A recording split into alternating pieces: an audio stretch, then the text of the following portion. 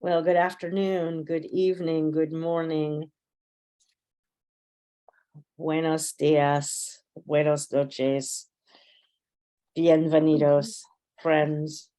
I am so happy to be joining you today for our Cultivating Voices live poetry's weekly reading. And today, it is our new books showcase. Joining us today, we have three incredible poets that I've been looking forward. I look forward to hearing them read when I can individually, but this particular constellation, what a gathering together. So today we will be hearing from the work of Heide Seaborn, Raine Geoghegan, and Gary Copeland Lilley. I'm your host for today, Sandy Yannone, joining you from Olympia, Washington. And I want to send a hearty welcome to everyone here joining us live in the Zoom room. Got a beautiful audience that kind of keeps streaming in, and to those of you watching us live on Zoom. Well, Cultivating Voices live poetry, as many, if not all of you know, started in March 2020 in response to the global pandemic. And as venues were shutting down, we found a way to provide an opportunity for poets to gather and continue to read and promote their beautiful work. And it has been quite a journey over these past 2 years, where we've hosted hundreds of poets now and have heard thousands of poems at this point. And every single week is its own special revelation of poetry.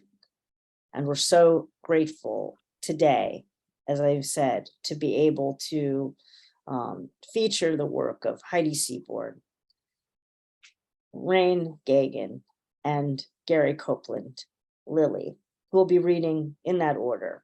I want to remind everybody that the chat is live for you to send your encouragement and support for the poets. It's the way to be. It's the way to be the audience member, and as well as we will be adding links to the books. And if you have the resources and the inclination and the desire, we certainly hope you will support the poets and their presses by offering your support and purchasing 1, 2, 3, or many books today in support of poetry and the poets that we're featuring here at Cultivating Voices live poetry. Well, let me not linger any further and move us along for our fabulous showcase today. Get this party started, as we say. And reading today first is a poet that I'm very fortunate to call one of my friends, and also I not only adore her work, that I really love this particular collection that we're going to get to hear from, and coming up on about the first anniversary, of the publication. So it's exciting to have Heide Seaborn join us. The other thing that I will mention is, and this is in her formal bio as well, but you also know Heide as a consummate editor of the Adroit Journal. And, it's always a pleasure to welcome folks who are citizens of supporting poets in their own right, and really Heide is kind of right at the top of my list in all that you do for poetry and poets, particularly here in the United States. And it's just a joy to be able to hear you read from your latest collection, as well as the good fortune that I've had to hear you read from this collection a number of times, because it's some of my favorite poems to hear. I loved your launch, and every single time I've been able to hear you read these poems about the very iconic Marilyn Monroe. Well, let me give you the formal bio of Heide Seaborn. Heide Seaborn is the author of Marilyn Essays and Poems from Pank with Poetry Prize winner, and Insomniac's Slumber Party with Marilyn Monroe, and her acclaimed debut, Give a Girl Chaos, as well as the Comstock Chapbook Award-winning Bite Marks. Heide has work currently, recently, fabulously in Blackbird, Beloit, Brevity, Copper-Nickel, Cortland Review, Diode, the Financial Times of London, the Offing, Pen Review, Radar, the Slowdown, and elsewhere. And as I mentioned, Heide is indeed the executive editor of one of my favorite journals probably in the world, the Adroit Journal. I love it. And holds an MFA from New York University. Welcome, Heide. Oh my gosh, thank you, Sandy. I'm so thrilled to be here. What a wonderful community you have built. It's extraordinary. And so hats off to you, even though your hat is on. And thank you, Kim, for organizing. And I can't wait to hear the work of Raine and Gary. Okay, I'm going to start off. Yeah, so a little bit over a year ago, this book came out, which is The Insomniac Slumber Party for Marilyn Monroe, with Marilyn Monroe. And then Pank decided to do another version of it, which just came out last week. It's called Marilyn Essays and Poems. And what they did is they took all these essays that I'd written and a couple other things that they asked me to write, and a new cover and new artwork inside. It's pretty cool. And the full collection. So it's called a collector's edition of the Insomniac Slumber Party for Marilyn Monroe. And again, it came out on the 2nd, which was last Tuesday, and last Thursday was the 60th anniversary of Marilyn's death, which is kind of amazing that she is still so much a part of sort of the celebrity world. So I'm going to start by reading part of one of the essays, and then I'll skip into some of the poetry. Thank you. And this is an essay. It's a lyric essay called The Illusion of Sleep, and it was published in The Hunger. You can sleep when you're dead. I heard these words in Silicon Valley when I was in my 20s. The phrase comes from Benjamin Franklin. Well, it's a paraphrase of Franklin's, "There will be sleeping enough in the grave." I'm a lifelong follower of the Franklin sleep principle. There are 24 hours in the day. Why waste a third of them sleeping? In high school, I listened to talk radio late at night, to Ira Blue on KGO in San Francisco. The radio signal traveled 1,000 miles north to Seattle to reach me in the bedroom I'd painted with a wall-to-wall rainbow. Ira Blue signed off every night by playing Gershwin's Rhapsody in Blue. The cue to finally fall asleep. My breath slowed even as the piano thundered. When Ira Blue died just before my 16th birthday, my insomnia really kicked in. My mind crochets a blanket of worries at night. One of my sisters knits. She never gets further than a small square the size of a washcloth. She says it's a distraction requiring no thought at all. She gives away her knit washcloths. They are too precious to use.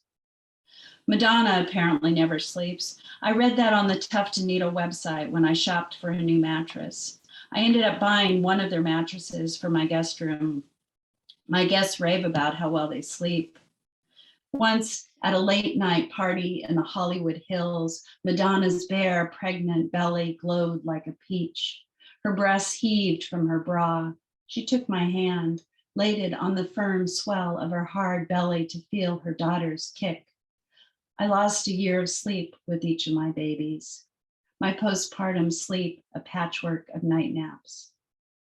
I realize it has been years since I have lingered over a sleeping child, the fermented air of morning, sweaty, pillow-creased faces. Now I have a sleeping dog, curled next to my desk, or splayed on his back, paws clawing the air as he runs in a dream. Where is he going? I've never known such sleep. For decades, I've existed on an average of 5.5 hours of sleep. The same as Ben Franklin. Like Ben, I have found sleep superfluous. And even as I praise those that sleep in or nap, I secretly pity them. When I started out in Silicon Valley, sleep was considered a time suck. Maybe I was drawn to Silicon Valley because of that, a whole place where filled with people who functioned on minimal sleep. And really think of the accomplishment, the invention of the microchip, personal computer, genetic engineering, the internet, the iPhone. Steve Jobs slept 6 hours, same for Elon Musk and Jack Dorsey. And collectively, those have invented online payments, social media, electric automobiles, and yes, chaos, but still. Of course, sometimes I just lay awake, wasting those hours. Well, maybe not a total loss. I try to think through a problem or a conversation or action. Maybe it was a noise, a car alarm ignited, or the rattle of a truck, or my body heated as if a teapot set to boil. I wake in a twist of bed sheets. But what now? Do I flip like a pancake on a hot griddle or lie there, mind whipping, or do I rise and work, doom scroll, read, what? Fran Lebowitz has a personal library of over 10,000 books. When she's not reading, she walks the street of New York with a sense of ownership. Lebowitz says her mother made her go to bed every night at 7:30. She blames that for her chronic insomnia. My parents put us to bed at 7:30. We'd have a children's dinner, bathe, and my mother would read to us, then lights out. My parents ate supper later. I'd fall asleep listening to the hum of their intimacies. I often think how my children had parents that loved them, but never loved one another. I'll stop there and jump into some poems. So the poetry, thank you. The poetry part of this is the Insomniac Slumber Party with Marilyn Monroe. And the conceit of it is really, it's kind of a middle of the night conversation. It's a slumber party between the speaker, who's some version of the poet, who's probably some version of me, with Marilyn Monroe, who's some version of Norma Jean Baker. So, this is the world we live in, where we're all performing in some way. And I'm performing right now. I'm going to start with, there's a poem that I wrote called An Insomniac's Diary, or Insomnia Diaries. And then what I did is I took that and I scattered it throughout the collection. So you're reading along, and then there's these time-stamped moments. So I'm going to start with that, one of those. 1:26 a.m. I'm patrolling tonight's borders for a scrap of sleep to roll and smoke. I crave Ambien and the limey vodka tonic. It's the middle of the night and Marilyn's here without a lick of makeup in my kitchen. wrapped in a cream silk robe like mine. So many men and marriages between the two of us, it's hard to keep track.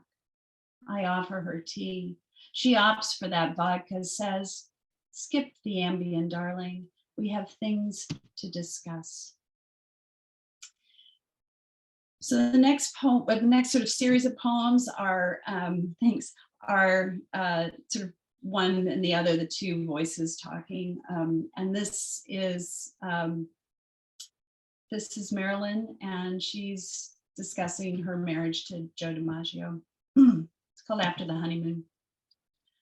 Darling, if your second marriage is anything like mine, you will be invited to his mother's home to crush the garlic, swirl the sauce to a simmer, whisk eggs, cream, babies.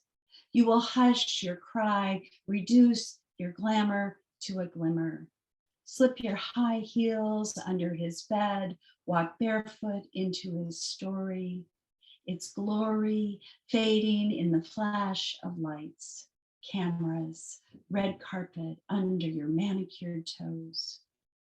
I dare you to hold that pose, his arm shielding against your fame rising. Do you remember wanting a man to love you into oblivion?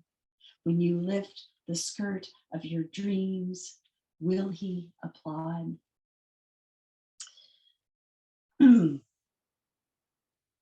Second marriage. I studied his name on the university building I'd studied in, studied the dark writing when his mother issued eggshell invitations. Somebody, oh, there's a little echo. Okay, thanks. I'll start over.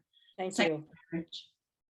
I studied his name on the university building I'd studied in, studied the dark writing when his mother issued eggshell invitations, stiff and engraved. I obeyed, said yes to the litany of cocktails and Sunday dinners, kept quiet, kept quietly working, kept quietly building a name. He wanted me kept. His work pressing a thumb on mine, his thumb pressing on my eggshell throat.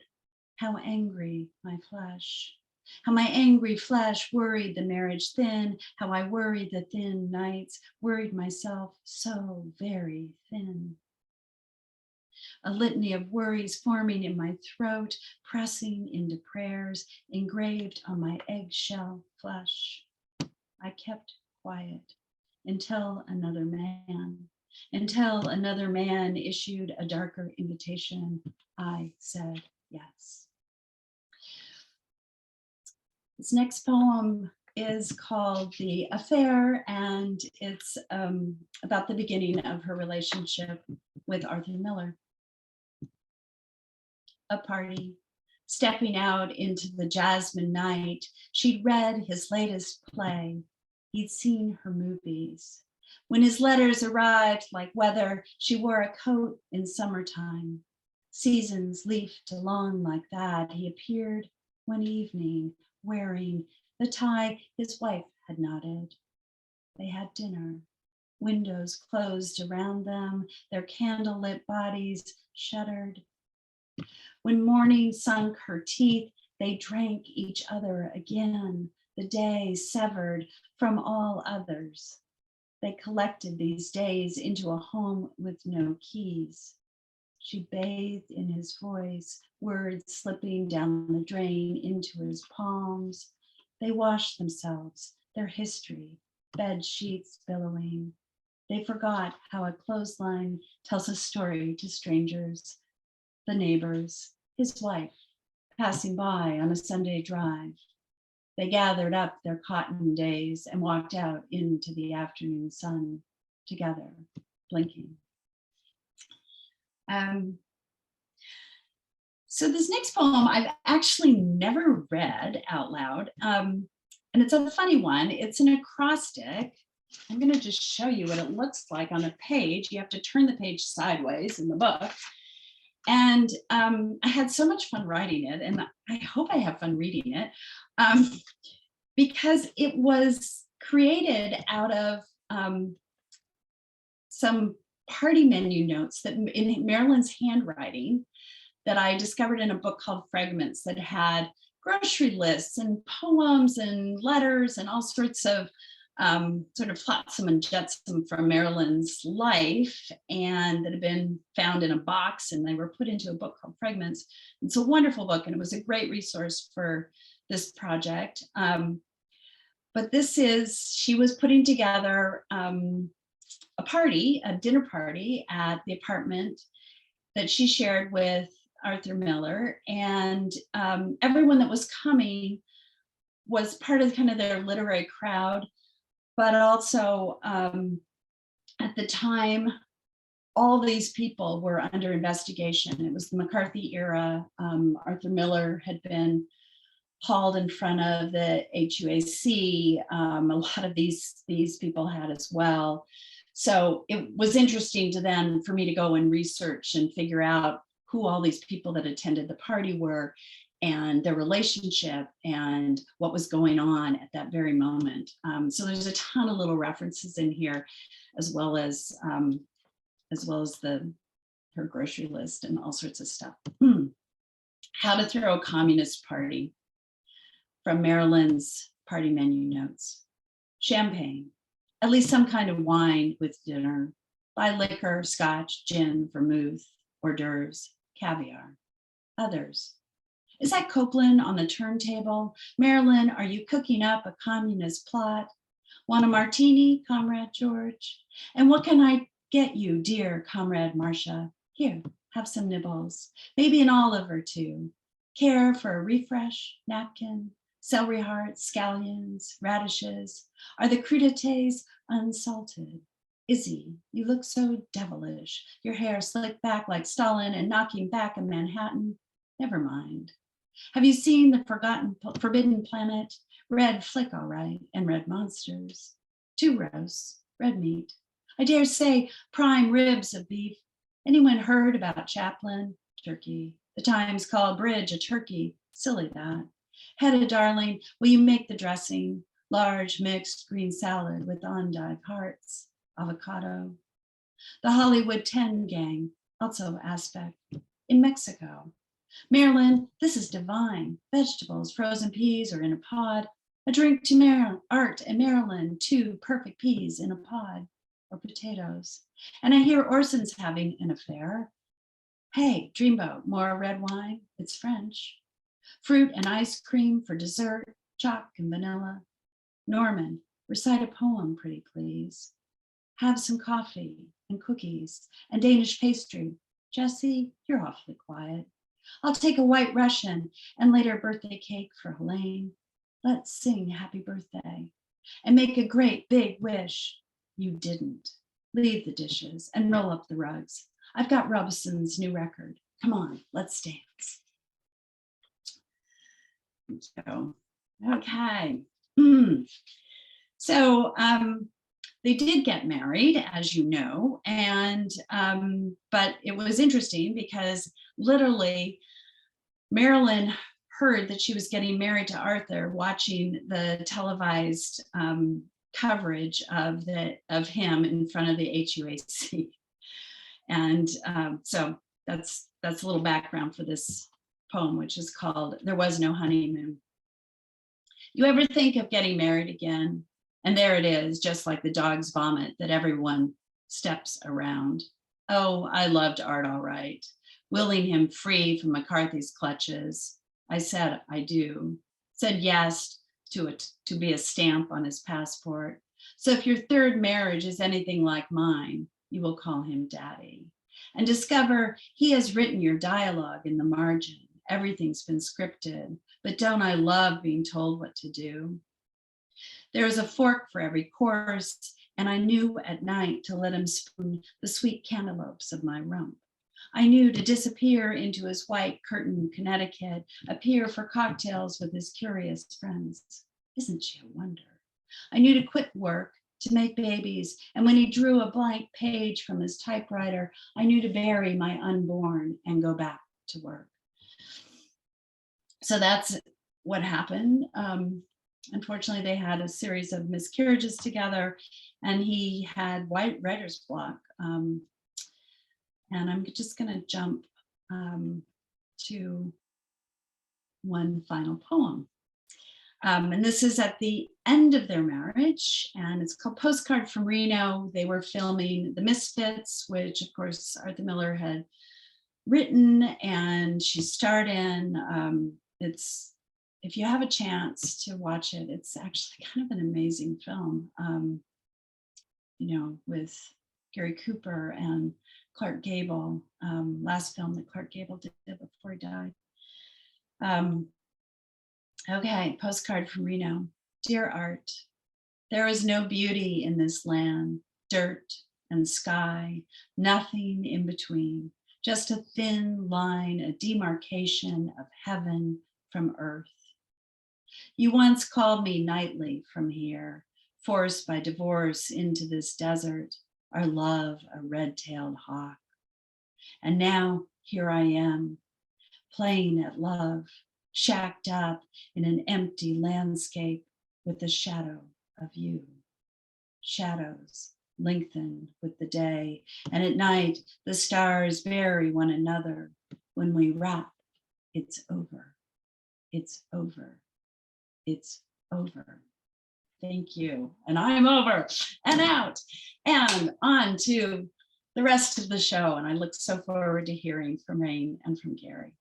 Thank you so much. Brava, brava. And what a show, and what a show, and what a show it's been already. You've been listening today to our new book showcase, capping us off from the star marquee, Heide Seaborn, with the latest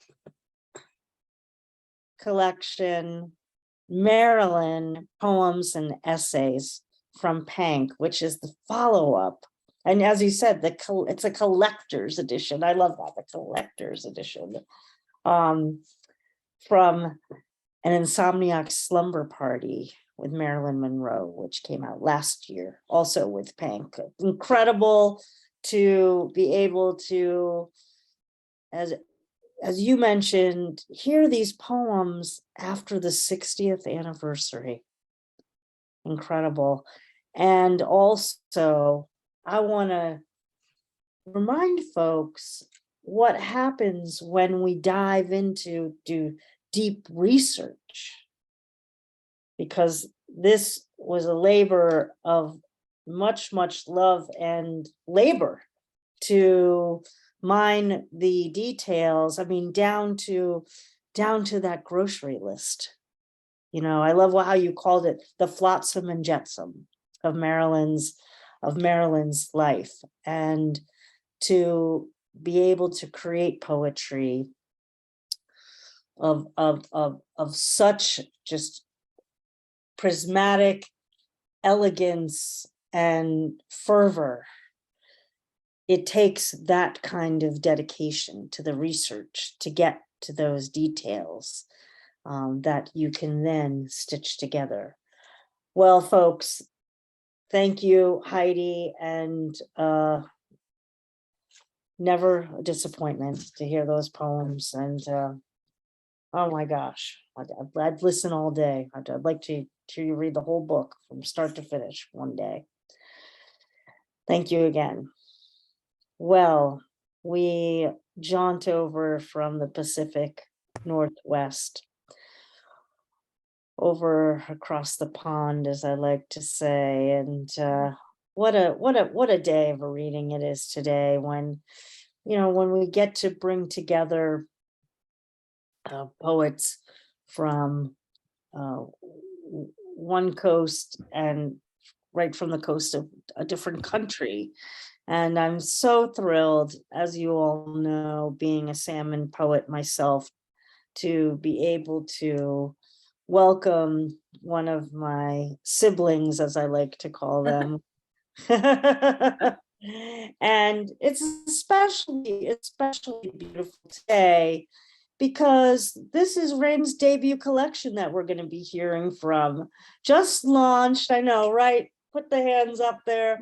Just launched in June, in Ennistymen, Homo Salmon poetry, and just a thrill to be able to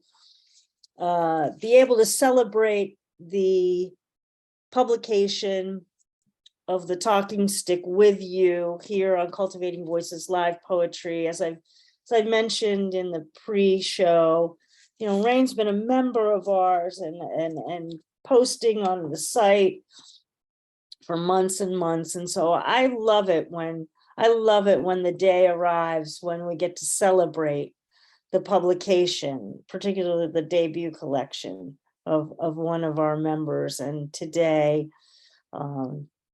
is the reign of Raine. Yes. So the poetry reign of Raine. So let me share a little bit with you from the formal biography. Raine Geoghegan is a poet, prose writer who has an MA in creative writing from the University of Chichester. Born in the Welsh Valleys, she is of Romani, Welsh, and Irish ethnicity. She's been nominated for the Forward Prize, Pushcart Prize, and the Best of the Net 2018. And her poems and prose have been published online and in print with Under the Radar Poetry, Ireland Review, The Clearing, Travelers Times, and many, many more. In addition to the debut collection, she does have 3 poetry chapbooks with Hedgehog Press, and we are so fortunate today to be able to be hearing from poems from her debut collection, published with Salmon Poetry in June 2020, The Talking Stick, or Puckering Kosh. Would you please welcome Raine Geoghegan. Thank you so much, Sandy. You're quite an amazing woman, I must say, all that you do. And I love your verve and your appreciation of all things poetry. Thank you so much for having me on. Thank you, Kim, and thank you to all those behind the scenes, and thank you also to everyone that's here today. It's a great pleasure to be sharing poems and monologues from my latest collection with Salmon. It's called The Talking Stick, O Puckering Kosh, and you will notice that as I read my poetry, there are a lot of gypsy words. The Romani jib, the Romani language, is something I feel very passionate about. I try and include it in my work as much as I can, because as you know, like indigenous languages, they are, you know, really sort of on the way out. We have to grasp these languages and keep them alive as long as we possibly can. And I do believe that the Romani language is a very beautiful language. It comes from India, Sanskrit, Hindi, and Gujarati, and it's traveled all over the world, settling with various gypsy folk. And I'm very, very pleased to be reading my first poem to you, which is called To Be a Romani. Let me tell you what it was like to be a Romani in the old days. We lived in Vardos, made love and fought in them. We picked ox, fruit and veg until our backs were sore. We made pegs and sold them along the drom. Then there were the gillies we sang until our voices were hoarse. The boards we laid down in the beer shop so we could step dance. The herbs we picked to mend our body and spirit. The drabas passed down. Tea leaves left in a cup to read. Cards spread on the table awaiting the dukara. Chavis brought up to rocker the Romani. We helped each other out no matter what. We cooked on the yog, rabbit stew, hotchy witchy and Joey Gray. When one of ours died, we'd sit up all night. We'd drink mesky or whiskey, sing some of the old songs. The next day, the vardas and covels were burnt. There was totting, ragging, selling the luladi. We worshipped the ground that we walked on, the fresh air, green spaces, the lungo drum, meeting up with friends, getting the gry ready for traveling and finding the next Achin Tan. All this and more. I'll tell you what it was like to be a Romany in the old days. It was bloody cushy.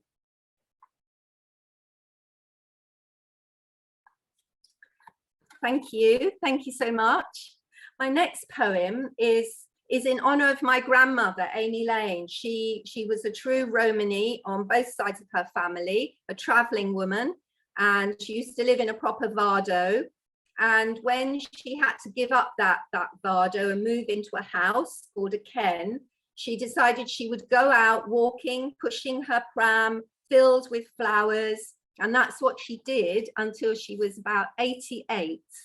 And this is called A Memory of the Hop Fields. She is in the front garden, bending low, picking bluebells, wearing her old red apron with the Spanish dancer on the front. She stands up, rubbing her lower back, her mind shaping a memory. The hop fields, her mother leans strong, picking the hops as quick as a squirrel, her bal in plaits tied on top of her head, her gold hoops pulling her ears down, ruddy cheeks, dry cracked lips. Her father pulling poles, sweating, smiling, his gold tooth for all to see. At the end of a long day, she would stand on top of an apple crate, comb his hair, kiss his neck, tasting of salt. He would pick her up, swing her high, low, and say, "You're the prettiest little chai there ever was." Thank you. So the next poem, it's a short one. You probably know this already, that gypsies used to eat hedgehogs. Now, nobody really eats hedgehogs anymore, but if you go back in time to when gypsies were traveling around the country, they would be eating rabbits and pheasants, and hedgehogs did provide a nutritious supper. So I'm going to recite this, and I just will say that I have never eaten a hedgehog, and I do absolutely adore hedgehogs. There are 3 words for hedgehog: hotchy witchy, hotchy, and jog jog. So I've tried to include those in the poem. Okay, it's called hotchy witchy. To bake an hotchy witchy, roll it in the clay, drop it in the embers of the yog. Go and sing a song, chase a shushy down the drum, do a little jig jog jog. When the clay is open, the spines will come away. What's left is sweet and tasty. Chank it while it's hot, it may be all you got. Gorge your food, it's not. Chew your little jig jog jog. Chew your little jig jog jog. Thank you. So moving on, page 68, this is a little vignette. What is this? 68, yeah, 68. It's a little vignette, and again, it's based on my granny and grandfather, Amy and Alfie, and my mum, who used to have a strawberry mark. It's my mum loved picking strawberries, and I really wanted to sort of do something around that. So it's called The Strawberry Girl. On warm summer nights, they lay on thick blankets, looking up at the stars. The door of the Varda left slightly open in case the chavies woke. They would whisper about the time they first met in the strawberry fields. He remembered the blue dress she used to wear, how her hair was braided on top of her head, her sovereign earrings, unlike any he'd ever seen. She would tell him how she was taken by his honest brown eyes and the way he took her hand and said, "Shall we go for a stroll, Amy?" He had picked a strawberry for her, and it was the sweetest thing she had ever tasted. It was cushty bot that both he and their girl had strawberry marks on their backs. They laughed at how she could never get enough of the fruit. They called her the Strawberry Girl, their filly with the corn-coloured hair. He yawns loudly.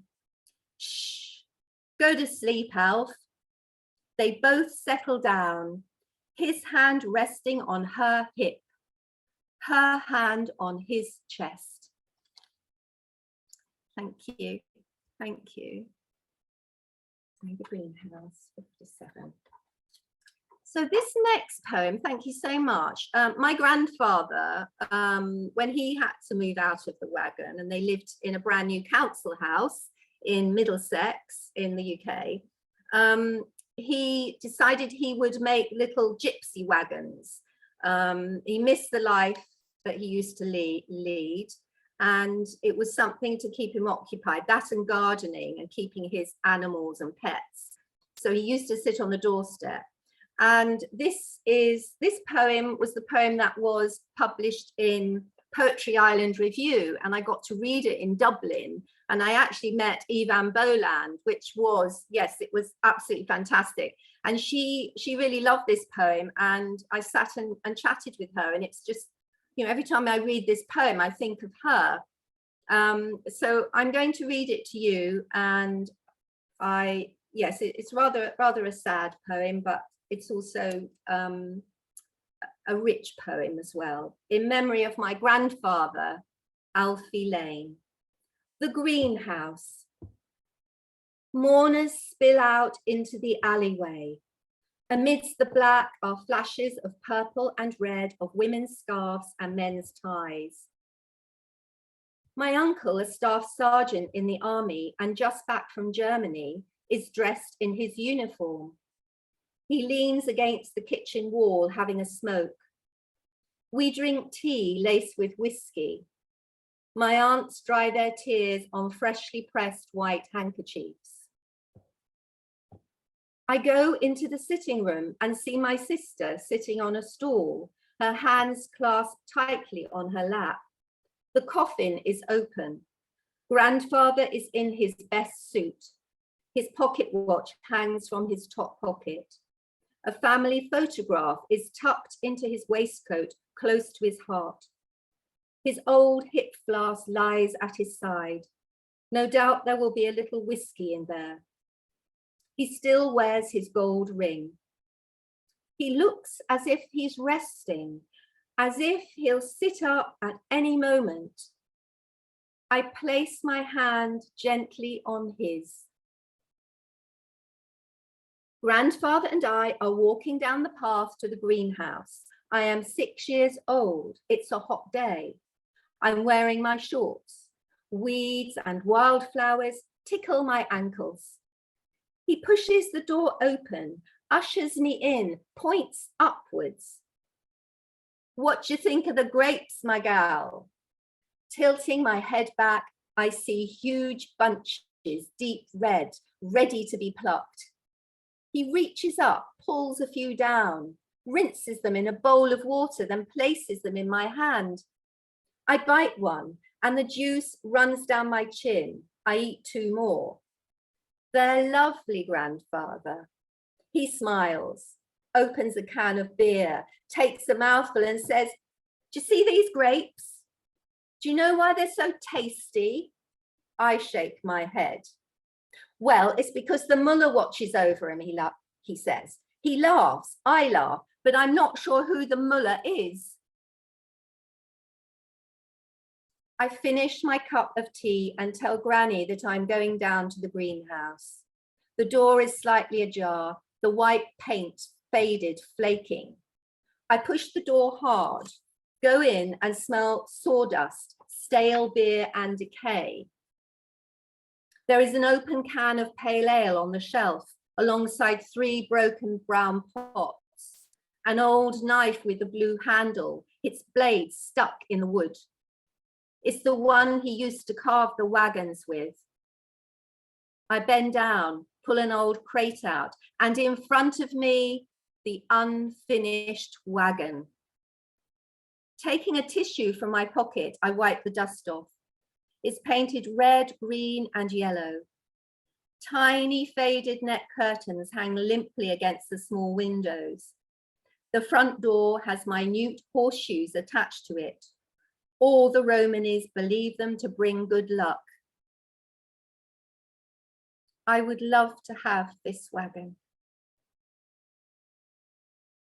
Before I leave, I look up to where the grapes used to grow in abundance.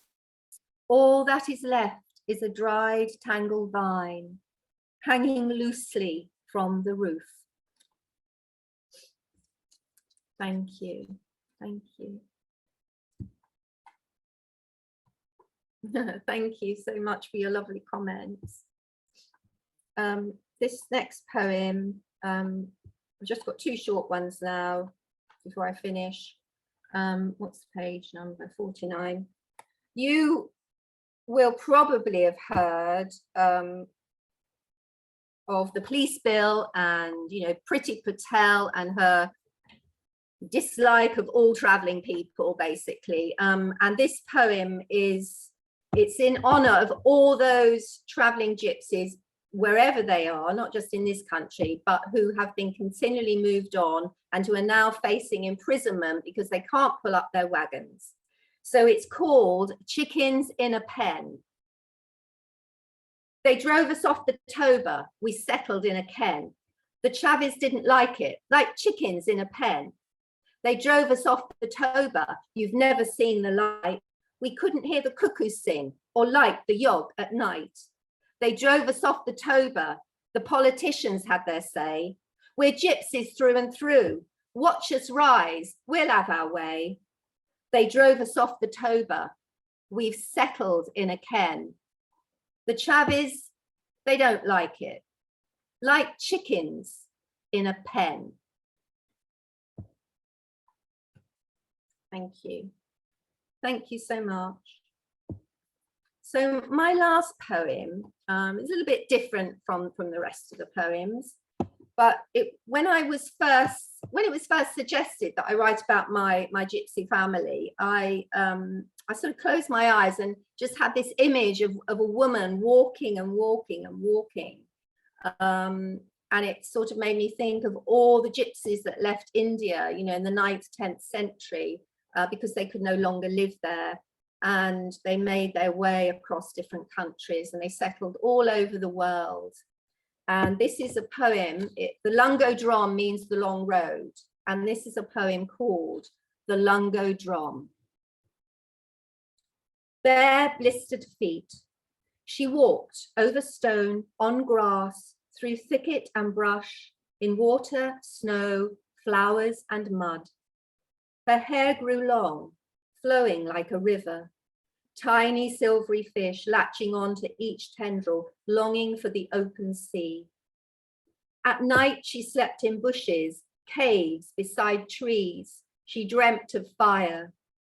She drank from streams, picked heather, lavender, rosemary for healing, exchanged them for bread, kept on walking. Her hair turned white, her bones thinned, her body bent over, and her eyes grew weak. Still, she kept on moving. One early morning, under a mottled sky, she stopped. The moon shone in her body. Light fell on the ground, and she knew this was her Achintan. The Achintan is stopping place. Thank you so much. And I did really enjoy your reading, Heidi. Thank you. Thank you. Oh my gosh.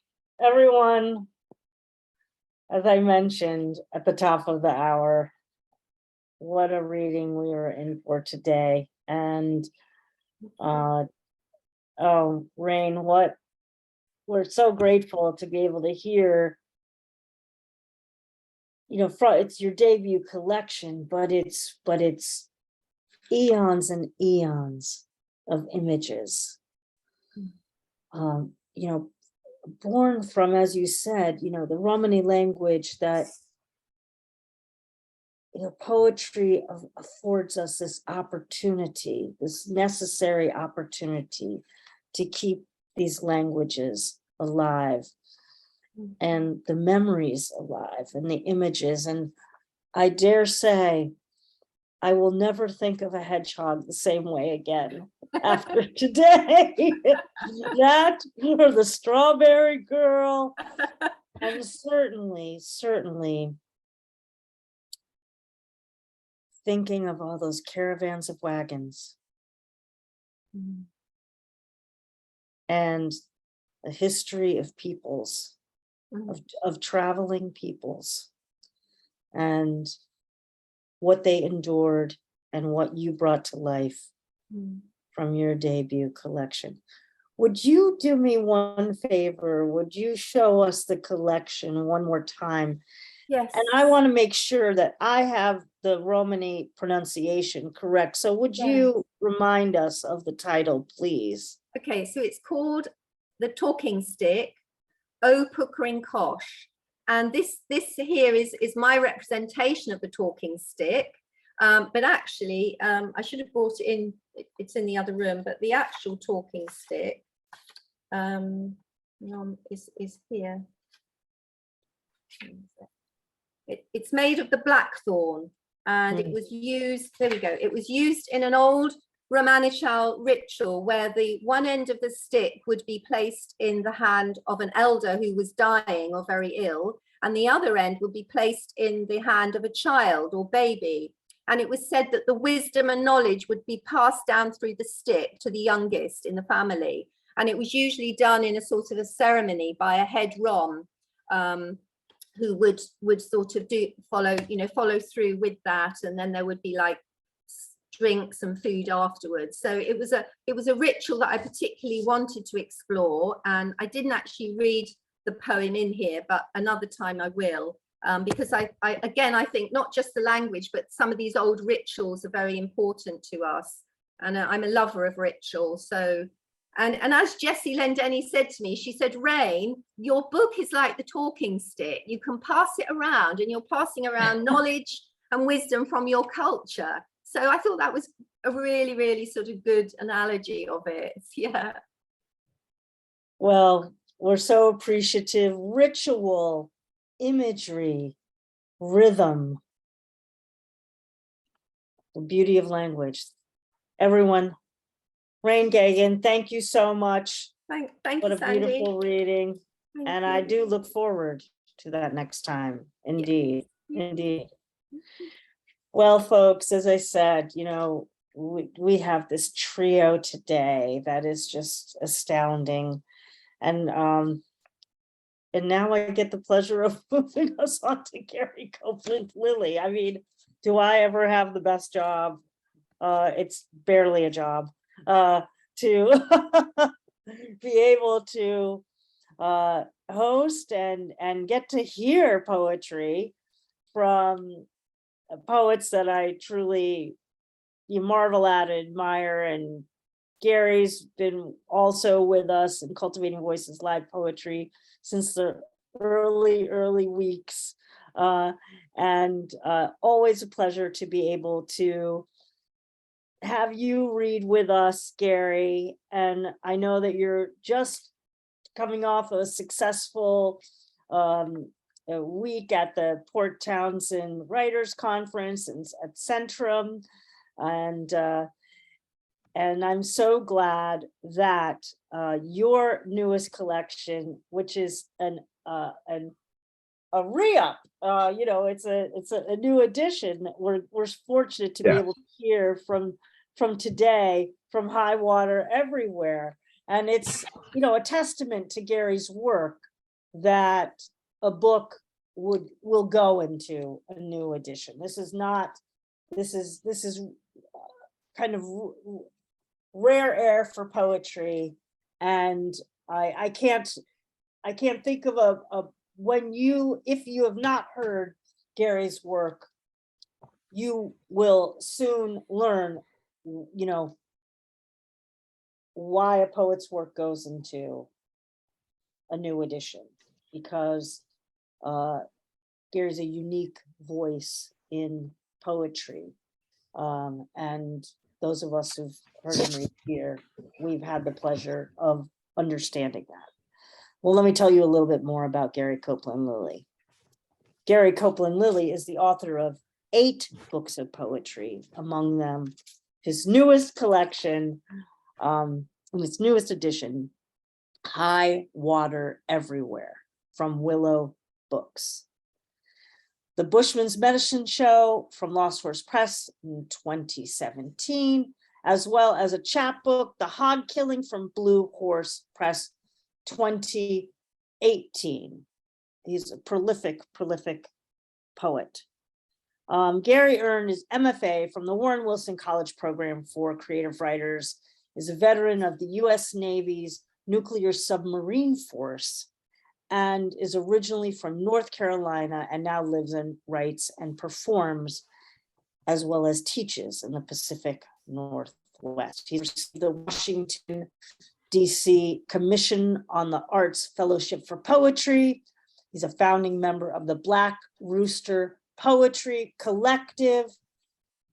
He is published in vast anthologies and journals, and was a finalist for the 2018 and 2020 Washington State Poet Laureate. I have no doubt that you will be Poet Laureate someday of the state, and I dare say I wish you were the US Poet Laureate as well. Gary is a Cave Canem Fellow and the artistic curator of the Port Townsend Writers Conference. It is an honor, a pleasure, a joy, and a revelation to welcome Gary Copeland Lilley. First thing I want to do is thank you, Sandy, for this venue, for this place that we can come and we can meet and we can hear and we could get into the music of our own words and stuff. Thank you so much for this, and thank you, Kim, for stepping in and doing all that you do, for hipping me to what was going on and inviting me for this. I really appreciate it.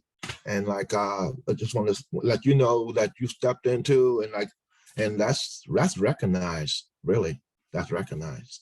So it is good to have a second edition of poems, but I'm just coming out of the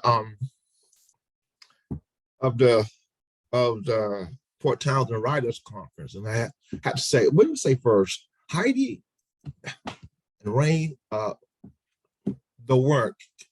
I mean, thank you. I'm glad to be reading with y'all and stuff. This is just really, thank you much. I'm feeling okay. But I'm just coming out of the Writers Conference, right? And so, I love the job that I had this past year, and I got it for 2 more years of curating and bringing the faculty together. It was such a wonderful thing, and I had to say that I got lit up pretty good. I mean, I'm still a fire right now because of it and stuff.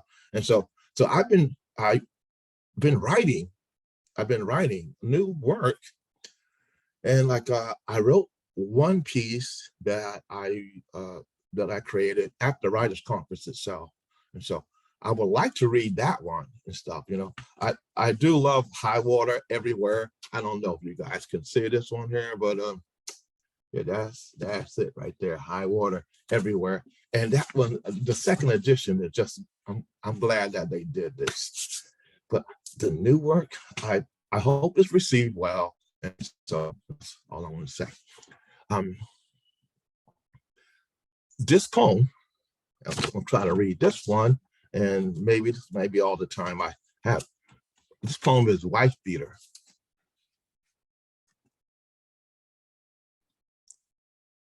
He's a galaxy, he's a planet, he's a solar system. Everything revolves around him. It's his car, his money in the bank, his house is his fucking capital. He's the king, the dog, he's Big Dick Daddy, the long stroker. He knows her missing 2 smile beams upwards towards him. Her black eye seems to be winking at him. Her voice is zipped up in his pants, and her pussy belongs to him.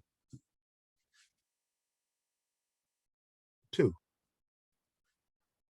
The old rule was the size of the stick which a man could use to beat his wife could be no bigger than the width of his thumb. Black men could not beat women because they didn't own them.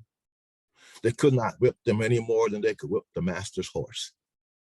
In the South, when the war was over, there were no slaves, and marital violence shifted from morality to a political issue. To feed their need for free labor, the law that limited the size of the stick in wife beating was used to imprison Black men, and they were held in jails to be leased to plantation owners and enslaved again.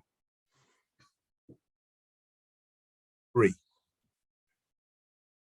There was a man that beat his wife because he could. Her father and her 2 older brothers were dead, and the youngest boy had been sent to safety in the city to live with relatives. So the man knew the wife had no one to protect her. Saturday night, she was getting ready to go out with her girlfriends, and he did not want her to go. And when she came to the room after her bath, he laid across the bed smirking as she went to the closet. She screamed. She found out he cut the ass out of all her party dresses. And he told her, if you want to step out and show your ass, go ahead. That meanness has always been there, long before he ever started letting his children see him put his greasy truck driving fist on her.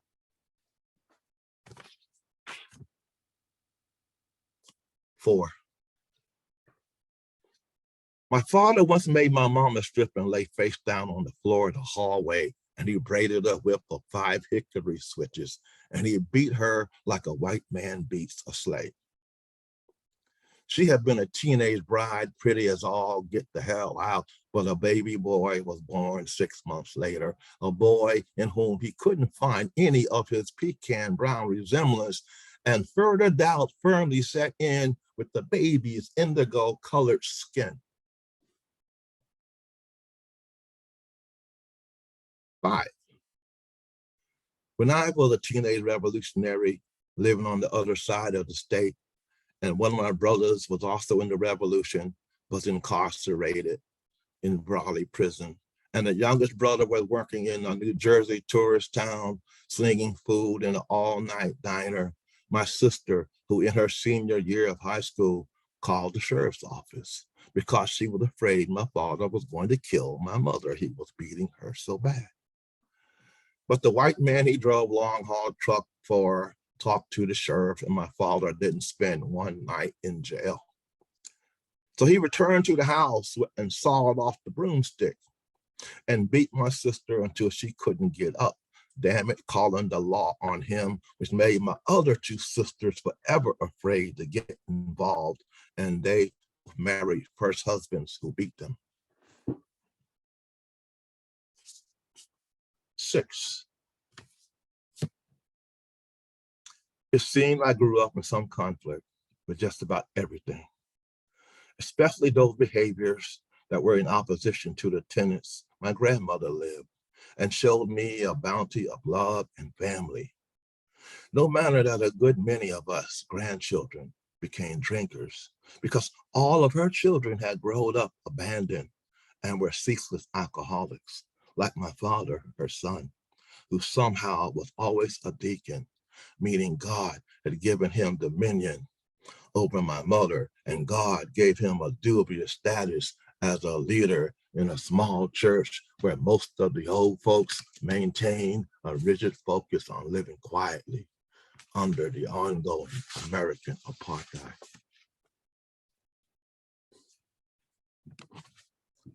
7. The summer I was 5, when we lived in Queens, every time my father came home, I would begin to stutter, as I would for the next 20 years until I learned to breathe. Every man that knew my father knew he beat his wife. Us children were ashamed. My aunt and uncles, my grandmother, all loved my father, even though ashamed. He was a terrorizer in our house. He was the everlasting winter freeze. 8. If any society, a red state or a blue state, any county, any neighborhood or community on a dirt road, if that place is depending on physical force to uphold any law, and especially where there is no sexual equality, then I can fucking guarantee you are living in a country where white being a reflection of the societal violence that gets ignored. One night, my father threw bricks through the glass of every window in the house, starting with the master bedroom where my mother was fitfully sleeping after she locked the doors so she wouldn't get beaten.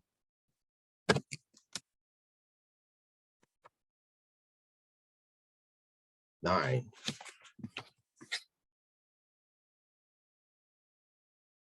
Been the boy that was afraid to fight. A hand-shy dog whimpered and crunched up, backing away, my tail tucked. So when at 20 years, I came home to visit my grandma after I'd done 30 days for drunk and disorderly. I was in her kitchen drinking her sassafras tea by the wood stove. My father showed up. Father showed up there and slapped me across my mouth because I had a difference of political opinion. And before he could pull his hand back to do it again, I had put my fist in the middle of his face and loosened some of his teeth. Oh, he said, so you're gonna fight me like a man, huh? And he came at me and drove both of us through grandma's screen door and off of her porch into the yard where he landed on top and knocked the wind out of me. Then he reached into his back pocket and pulled out the pistol. He said, I did not know until now how much I wanted to kill you. And I knew that it was something that had been living within him, but my grandmother had come down into the yard screaming. Her sister, Ida, who lived in the field, across the field, my computer is dying.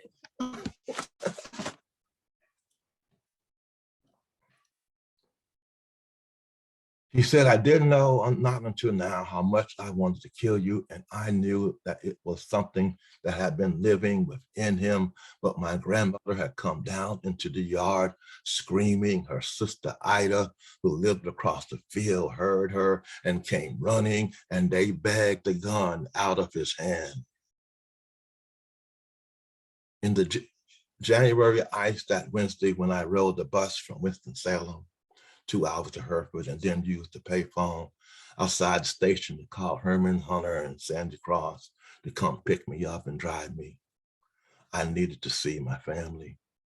And it being the middle of the week, I knew most likely my father would be on the road, maybe at a truck stop coming off some highway up in the mountains, probably in the sleeper cab of his Mac with some bar girl he met in a roadhouse, where he probably was playing Etta James. I'd rather go blind than see you walk away, because that's his theme song for any woman that happens along. 11. When I got to Sandy Cross and walked into a cold house where my mother lived under my father's roof, the unlit furnace made it seem even colder, and my mother said it was because my father didn't leave the money to keep the furnace on. And all she had was his $400 check that had come in the mail. Did I think I could go to James Edwards' store and cash it for 10 gallons of heating oil? It was so cold that James Edwards didn't even think about not cashing it. I drove home and poured the heating oil into the tank for the furnace, and went in and lit the pilot and gave the change from the cash check to my mother.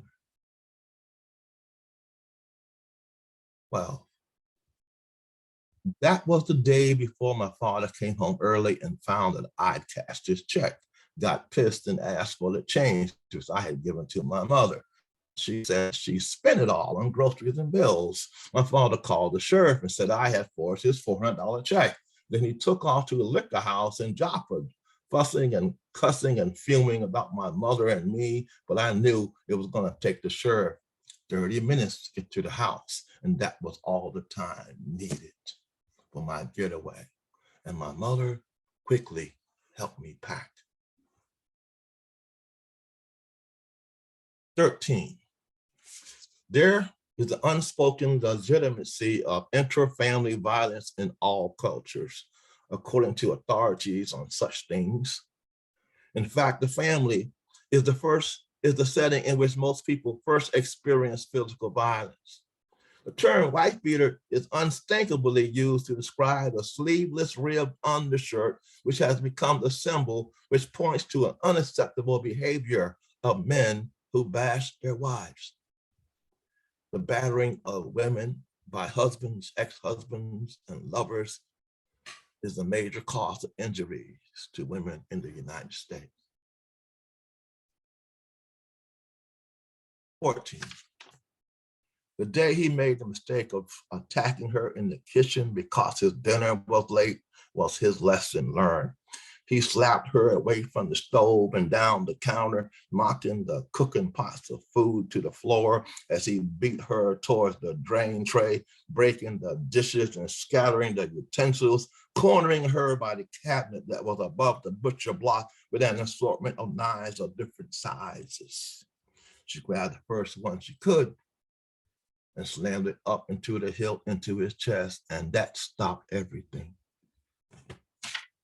He dropped into a chair at the table. As pretty as you please, asked her to drive him the 30 miles to the county hospital. And it seemed that knife was still vibrating as she said he could fucking drive himself. And he later told his brother that every time he turned the wheel, it cut him a little deeper. Epilogue. The last days that I would ever be with my mother, I apologized. I said to her, I am sorry that when I was a kid, I could not protect you. And to myself, I knew full well why those beatings were happening, but was surprised at her apology to me of how it hurt her that she could not ever protect me from him. And I was standing there beside her bed, weeping into my indigo as she lifted her hand from the sheet and reached for me.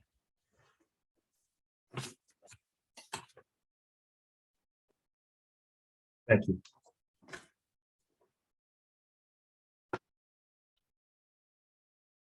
Everyone, you've been listening to searing imagery and work. Gary Copeland, Lilley.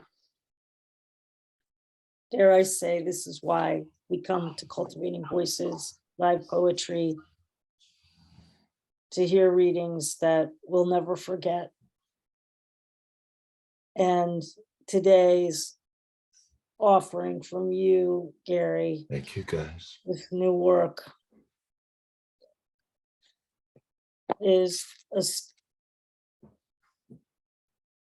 it's an astounding testament to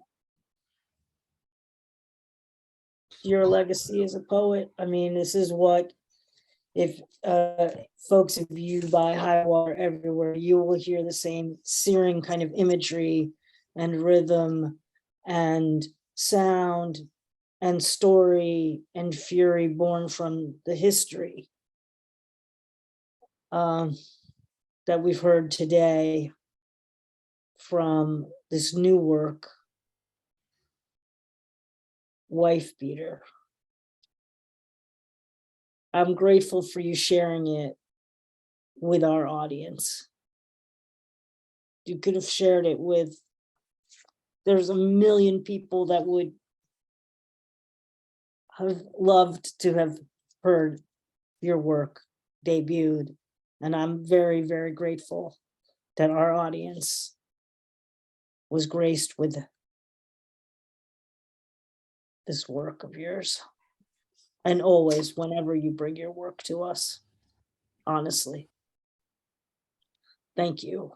I'm moved beyond words, really. It's the venue that you have created that allows this to happen. You know, we have a community of poets from around the world that are keyed in here, you know, and like I'm I do adhere to something that Troy Derricott says when in Comic Con, that you must write the hard poem. You have to write the one you don't want to write. Mm-hmm. Yeah. Yes. And you have to present it. Yep. I know. I understand. I've attempted it, and I know you got to lean into the hardest things that you don't want to write, and that's where the poetry is going to come from. Yeah. And that's where it absolutely. is.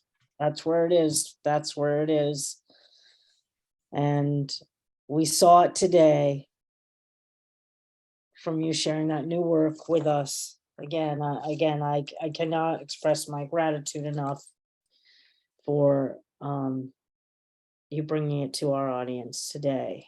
And as I mentioned, everyone, please also, if you have not read High Water Everywhere,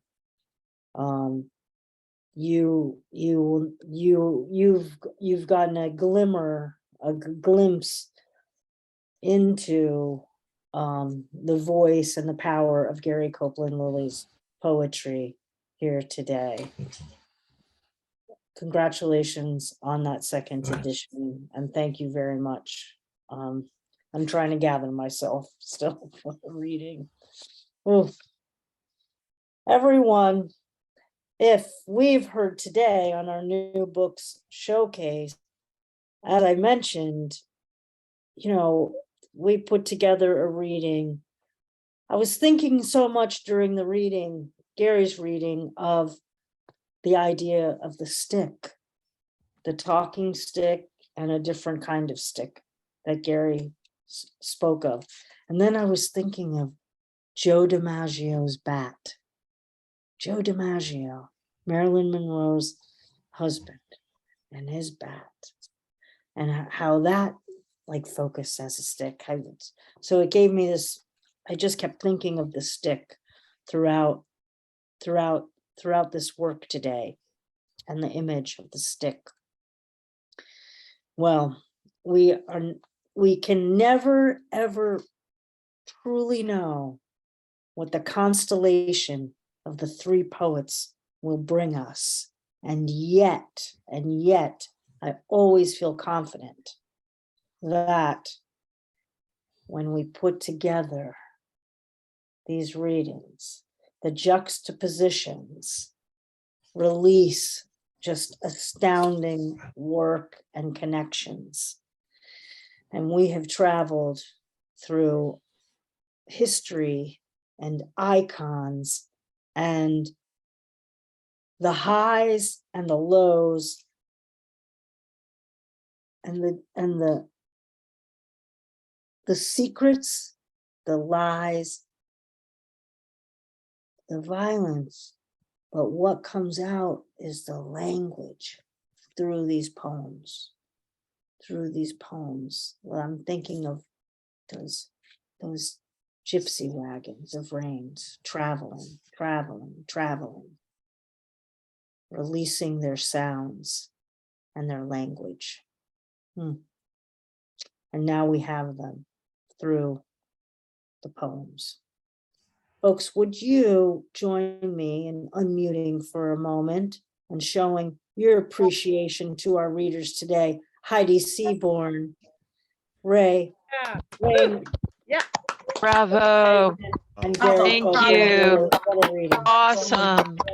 Thank you. So grateful. Thank you. Such amazing work. Stay smiling. The reading, Wonderful. we'll Wonderful. never ever forget. Well, if you're like me, this is why you come to Cultivating Voices Live Poetry, to hear readings. It's kind of why I'm here as well. To hear Get in. that you'll never forget, to experience poetry that will live in your memory and your mind and change your consciousness for years and years to come. And again, I can't thank the Heide Seaborn, Raine Geoghegan, and Gary Copeland and Lilley enough sharing their work today with us on our new books showcase featured here on Cultivating Voices Live Poetry.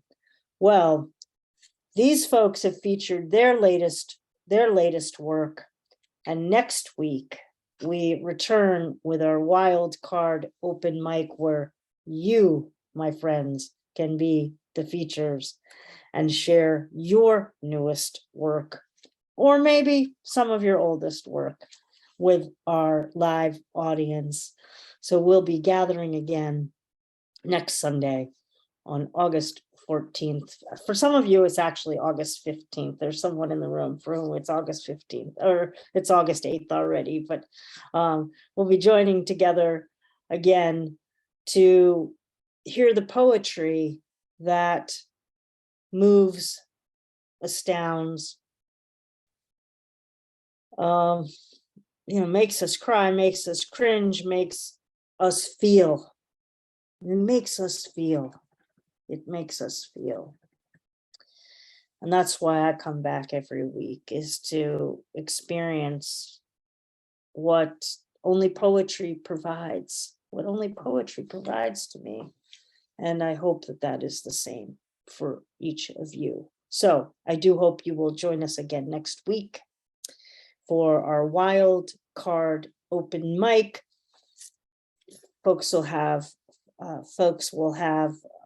first 12 people that sign up to 5 minutes.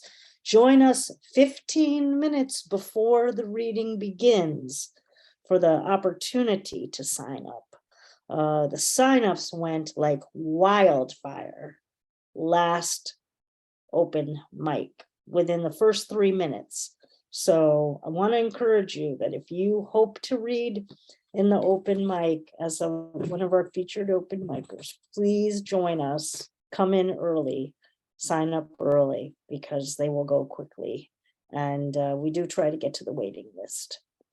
Well, my friends, it's been a revelation of a Sunday afternoon here for me in Olympia, Washington. Again, I extend my utmost gratitude to our 3 featured readers today, Heide Seaborn, with Heidi's latest collection, Maryland Poems and Essays. Raine Geoghegan from The Talking Stick, Okukrinkosh, from Salmon Poetry. And finally, Gary Copeland, Lilley, 2nd edition, just arriving, of High Water Everywhere, which we've heard poems from before here on Cultivating Voices Live Poetry as well.